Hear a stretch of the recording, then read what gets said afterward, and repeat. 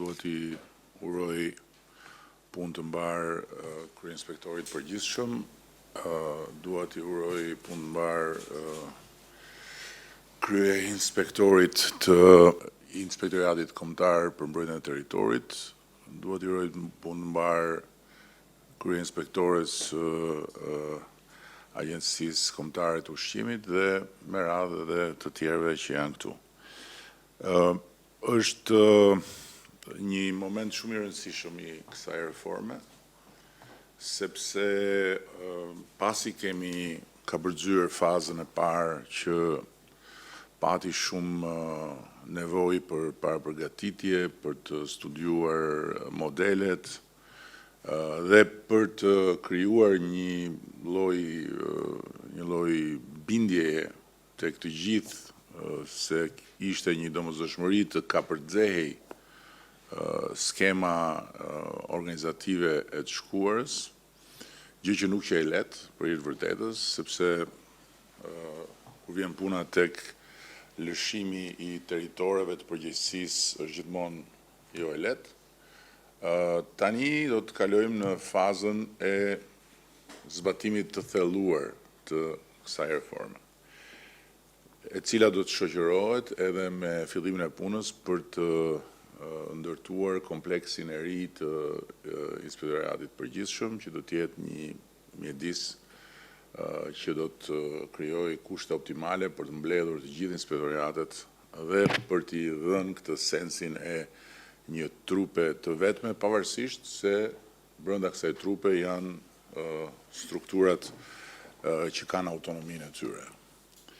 Por një gjë është e sigurt që deri tani ne nuk mund të themi se me inspektimin kemi bërë progresin e nevojshëm. Inspektimi mbetet një problem në gjithë mekanizmin e funksionimit të shtetit tonë, mbetet një problem në organizim, mbetet një problem në mendësi dhe mbetet një problem në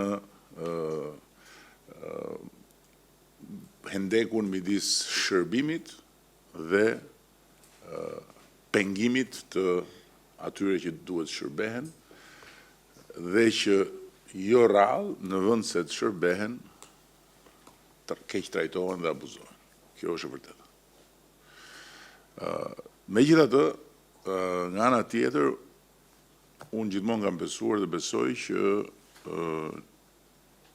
sistemi dhe përmirësimi I sistemit është përgjigja. Mund të ndrojmë të gjithë njerëzit, mund të sjellim njerëz edhe nga hëna, po që se sistemi nuk është I strukturuar si duhet dhe po që se drejtimi nuk është I duhur, përsëri bijem në të njëjtat situata që për fat keq I ndeshim më rrallë se më parë, por shumë shpesh për hir të vërtetës për të qenë sot në prag të antarësimit në Bashkimin Evropian. Tani duhet të them dy fjalë për faktin që Kryeinspektori vjen nga një pjesë e karrierës e cila ka qenë politike, por më parë ka qenë një protagonist në sistemin e mbarshëm të drejtësisë, ka të gjithë formimin e nevojshëm për të ndjekur këtë punë, pasi formimi juridik në të rast është shumë I rëndësishëm, por ka edhe sfidën që gjithë ato që I ka thënë Blerinës në parlament, tani bashkë me Blerinën dhe bashkë me tjerët t'i adresoj. Këtu nuk jemi vend shumë I vogël ne për të ndarë në shumë pjesë dhe kur vjen puna tek politika, ndarja është edhe natyrshme sepse jetojmë në një sistem demokratik, por kur vjen puna tek shteti, kur vjen puna tek objektivat e përbashkët, për aq kohë sa na jepet mundësia, mirë është që të përpiqemi së bashku.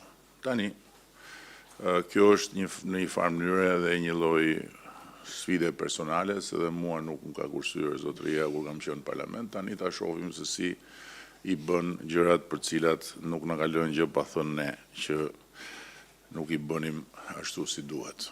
Dhe këtë e them me shumë sinqeritet pas një ironi, por realisht të kalosh nga fjalët tek ose nga teoria tek praktika e punës, është njësoj si të kalosh nga poezia tek romani, është një tjetër histori komplet.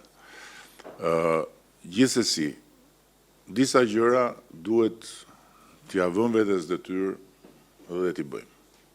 Nuk bën sens që inspektoriatet mos kenë plane të punës dhe që inspektorët nga ai që e ka fushën e përgjegjësisë në mes Tiranës deri tek ai që e ka në një qytet vogël të mos kenë përpara planin e tyre të punës dhe të mos përgjigjen për planin e tyre të punës, por të dalin nga shtëpia si gjahtar që nisen në për drejtime të ndryshme për të kapur në gjë.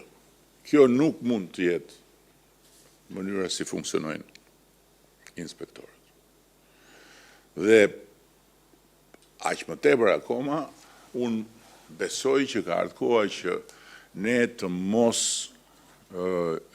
veprojmë në nivelin e inspektimit me befasira, a thua se po kapim diversant dhe armiq në radhët e sipërmarrjes. Sipërmarrja lajmërohet, i parashtrohet programi tematik i inspektimit dhe bëhet inspektimi. Qëllimi ynë nuk është i kapim gabim. Qëllimi ynë është i ndihmojmë që të vetë korrigjohen edhe kur janë gabim. Kështu funksionon në gjithë Europën, kështu do të funksionojë edhe këtu. Tjetra që është barë e kryeinspektorit përgjithshëm dhe e inspektoratit përgjithshëm është të racionalizojmë vizitat në dyert e biznesit. Nuk mundet dot një sipërmarrje të harxojë një kohë pa limit për lloj-lloj inspektime që i vinte dera. Dhe sensi i kësaj reforme shkon në këtë drejtim, që të gjithë janë pa diskutim të kontrollueshëm nga të gjithë, por nuk mundet dot të sulmohen me gjithë farë lloj inspektimesh, por racionalizohet mënyra se si kryen inspektimet dhe racionalizohet koha dhe energjia që i kërkohet një sipërmarrje për të marrë me inspektorët. Ikën njëri, vjen tjetri. Patjetër që një sistem i ri rekrutimi dhe karriere është i domosdoshëm. Kemi kaluar 30 e kusur vite në këtë proces, tani jemi në kushtet kur mund të themi njësoj siç kemi bërë me doganën për shembull, ku ka një stabilitet shumë të konsoliduar, pavarësisht problematikave që mund të ketë, siç po bëjmë me shërbimin civil, ku ka një stabilitet të konsoliduar dhe nuk mund të hysh dot në shërbimin civil pa konkurse përkatëse, pa kohë përkatëse të provës e tjera, ashtu sikundër dhe ke një garanci që nuk mund të të nxjerrin dot nga puna se kështu i teken njërit e tjetrit, duhet të jetë dhe me inspektorët tani. Por ama kjo kërkon një certifikim, trajnim të detyrueshëm dhe në vazhdim, kjo kërkon standard etik të unifikuar dhe kjo kërkon që sistemi i ri i rekrutimit dhe i karrierës të jetë një sistem i besueshëm, sepse do t'i jepet mundësia dikujt që të punoj i patrazuar nga frika se do lëvizi edhe o burra të kapim që të kapim sot se nesër do jemi, por nga ana tjetër edhe ta meritoj atë gjë që i jepet, sepse i jepet një garanci shumë e madhe. Tjetra që është shumë e rëndësishme është numri katastrofik i inspektimeve që bëjmë ne. Është një numër shumë i lartë, ndërkohë që sistemi duhet bazohet tek inspektime që kanë të gjitha së bashku sensin e frikës që ruan vreshtin, në kuptimin e mirë të fjalës, dhe aty ku bën shembuj, bën shembuj. Pra një shembull duhet vlej për shumë të tjerë që shiko se po shkele këtu, kjo sjell të pasojë. Po jo inspektime në pafundësi. Nuk vlejnë për asgjë, vetëm krijojnë tension, stres, rrëmuj Dhe ashtu si kundër nga ana tjetër përziden subjektet kot.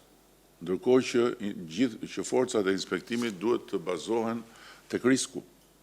Ku është risku dhe çfarë po kërkojmë të arrijmë. Jo futu, hap derën e futu erdhëm ne. Si e ke frigoriferin, si e ke higjienën, si e ke këtë, si e ke atë. Mbi bazë risku.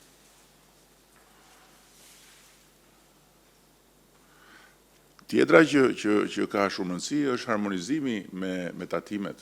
Është shumë e rëndësishëm harmonizimi me tatimet, sepse tatimet kanë proceset e tyre, por edhe ato procese nuk duhet të jenë të mbivendosura, ose atyre proces duhet të mbivendoset të tjerët, por duhet të ketë një sens të qartë racionalizimit. E fundit që unë kam folur me Dashin është digitalizimi. Këtu ka shumë potencial për të çuar në një nivel tjetër gjithë sistemin e inspektimit dhe për të rritur besueshmërinë edhe për të ndihmuar sipërmarrjen realisht. Sepse sipërmarrja për shembull vuan konkurrencën e pandershme. Sipërmarrja vuan situata që për cilat ka nevojë për shtetin, ka nevojë për një trup inspektimi dhe i duhet dhënë kjo mundësi. Por që të jepet kjo mundësi duhet që të ketë një kanal ankesash, të ketë një trajtim ankesash të besueshëm dhe me integritet, jo vjen ankesa nga dikush dhe ankesa përpara i shkon atij për cilin tjetri ankohet, se sa i jepet për detyrë inspektorit që të shkojë dhe t'i dalë për zot. Ne besojmë, unë besoj, që reforma është e duhura, besoj që legislacioni është i duhuri, besoj që fuqia që i është dhënë inspektorit përgjithshëm dhe mundësia që i është dhënë sistemit për tu stabilizuar duke u konsoliduar janë të duhurat, tani duhet zbatim. Duhet zbatim dhe kyçi këtu është koordinimi. Këtu koordinimi është problem i madh dhe këtë problem duhet të adresojmë gjithë bashku duke punuar në harmoni me inspektorin e përgjithshëm. Dhe duke bashkërenduar pastaj punën edhe me sistemet e tjera që kemi ne, që nga sistemi i bashkëqeverisjes që mbledh ankesa e tjera, të cilat duhet kanalizohen, një pasqyrë e dyfisht për të parë se ku shkon ankesa dhe sa adresohet ajo, janë gjëra të rëndësishme. Po unë kam shumë besim që bashkarisht do ta bëjmë këtë punë ashtu si duhet dhe do të japim një frymëmarrje tjetër punës së sipërmarrjes në raport me inspektimin, por edhe të gjithë sipërmarrjes që do konkurrencë të ndershme. Edhe që të garantohet konkurrenca e ndershme, duhet të mbyllen rrugët e asaj të pandershme. Dhe këtu inspektimet janë kyç. Këto kisha unë tani.